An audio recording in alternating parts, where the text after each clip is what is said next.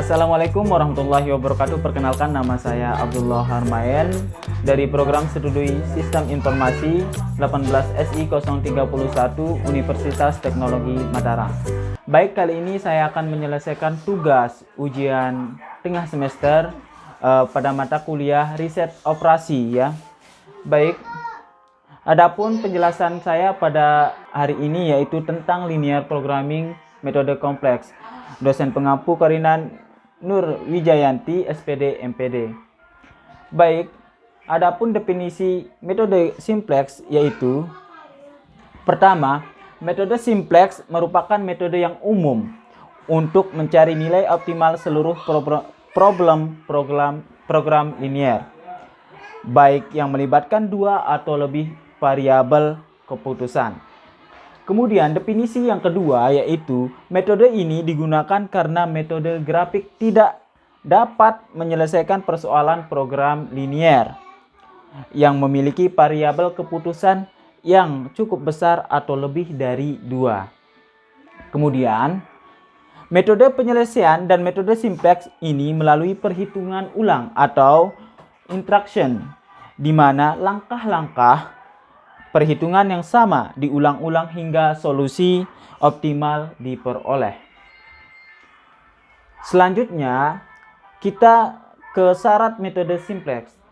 Ada 4 syarat metode simplex. Yang pertama yaitu model program linear atau canonical form harus diubah dulu ke dalam suatu bentuk umum yang dinamakan bentuk baku atau standar form. Kemudian syarat yang kedua yaitu metode simplex hanya bisa diaplikasikan pada bentuk baku simplex.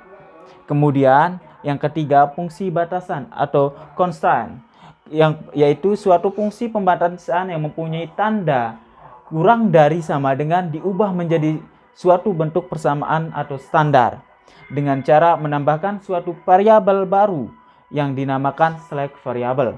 Kemudian banyaknya select variable bergantung pada fungsi pembatas.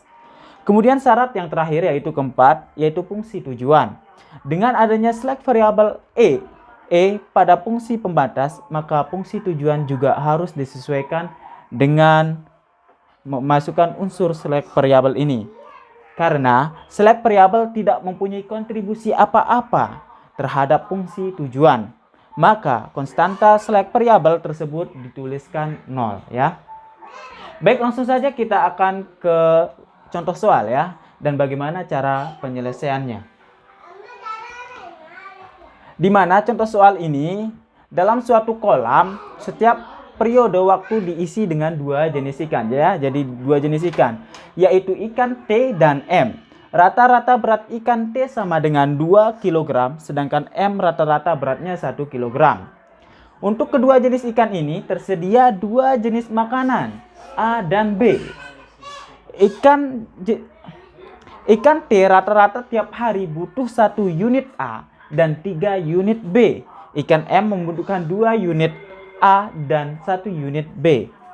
Jika tiap hari tersedia 500 unit A dan 900 unit B, bagaimana pengisian ikan supaya jumlah berat ikan maksimum? Nah, langsung saja kita ke TKP ya, teknik kinerja penjawaban.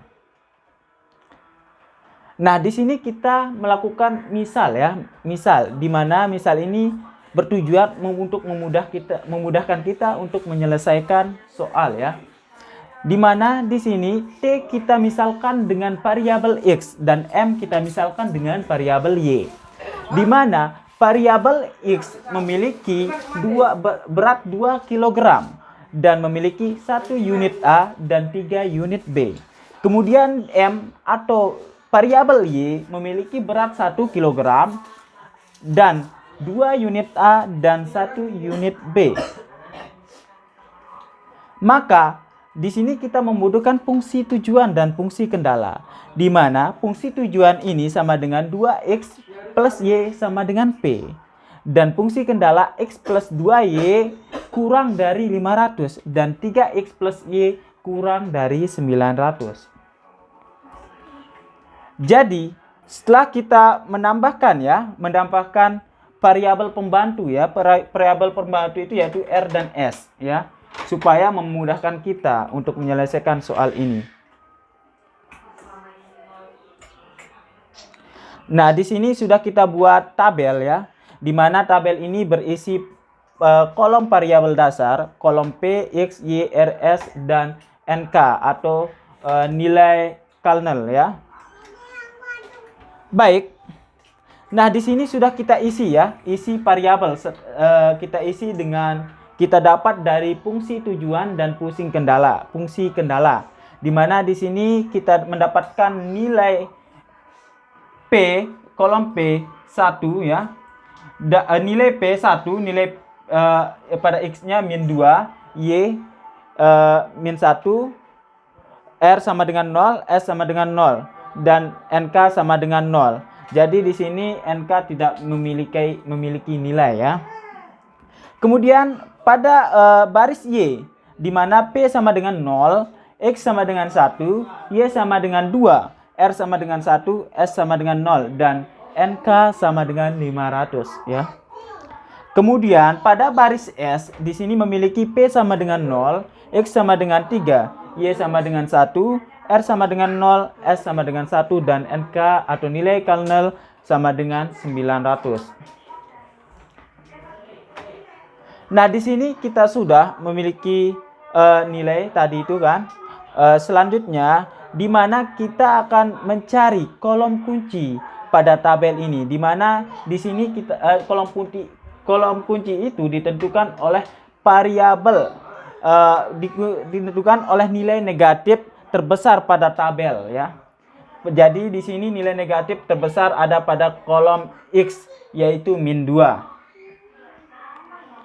Nah, selanjutnya kita akan menentukan baris kunci, di mana cara kita menentukan baris kunci yaitu kita bagi ya. Kita bagi nilai kernel dengan kolom kunci yaitu X. Nah, di sini sudah kita ketahui yaitu untuk mengetahui baris kunci yaitu kita ambil positif terkecil, di mana di sini 3 merupakan angka menjadi kunci karena hasilnya merupakan positif terkecil. Kemudian kita memiliki baris kunci ya, karena ada pada baris 3 ya atau S. Selanjutnya, nah tadi sudah kita temukan ya perbedaan antara tabel pertama dan tabel kedua ya. Selanjutnya,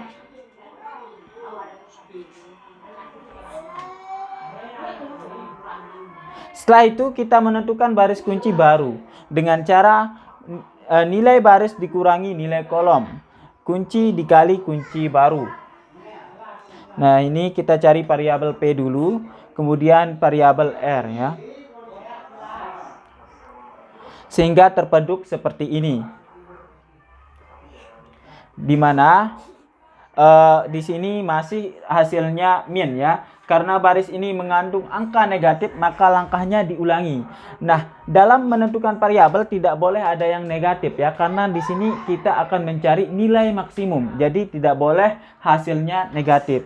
Nah, apabila hasilnya negatif seperti ini, kita ulangi lagi seperti cara yang tadi yang sudah saya jelaskan itu.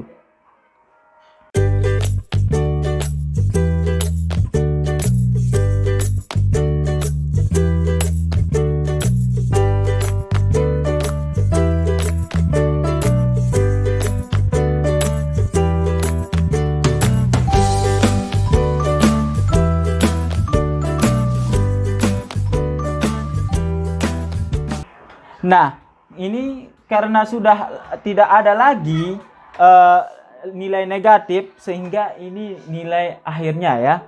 Nah, sudah selesai, sehingga makanan ikan yang dibutuhkan agar ikan mencapai berat maksimum adalah ikan X membutuhkan 260 dan ikan Y membutuhkan 120 agar berat keduanya mencapai maksimum 640 kg. Nah, mungkin hanya itu yang dapat saya presentasikan. Kurang dan lebihnya mohon maaf. Billahi taufiq wal hidayah. Assalamualaikum warahmatullahi wabarakatuh.